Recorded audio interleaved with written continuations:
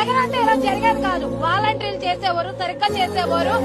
ఎవరు జగన్ పరిపాలన అయితే ప్రతి ఇంటికి వచ్చి ఇచ్చేవారు. ఈ రోజు మేము వెళ్లి సార్ మాకు ఓటీపీ వచ్చింది, ఏంటి మా పరిస్థితి, మాకు అమౌంట్ క్రెడిట్ అవ్వలేదని అడగడం జరిగింది.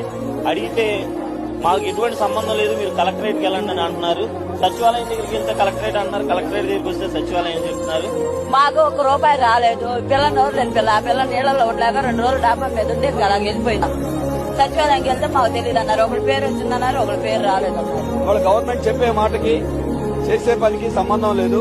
ఇవాళ 100% సగం మందికి జరగలేదు.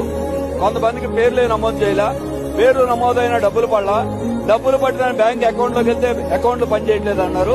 నాకు గందరగోళంగా ఉంది అంతా కూడా. వాడికి బండికి పడింది, ఇంటికి పడలేదు. ఇంటికి పడితే బండికి పడలా, కింద అంతస్తులు ఉంటే పై అంతస్తుని రాసుకెళ్లారు. ఇవన్నీ ఎవరికి చెప్పాలి? చెప్పడానికి వినడానికి నాయకులేరి, ఎమ్మెల్యేలు ఏమైపోయారు?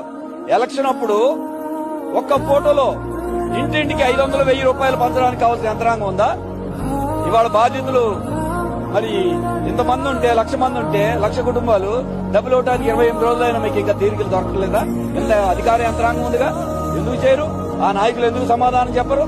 సచివాలయంకి వెళ్తే సంబంధం లేదంటారు, కలెక్టర్ ఆఫీస్కి వస్తే కాగితం తీసుకోమంటారు, ఎమ్మెల్యేలు కనపడరు. ఎవరికి చెప్పుకోవాలి? వారద బాధలో ఉన్న వాళ్ళని ఇంత బాధలు పెట్టడం న్యాయమేనా?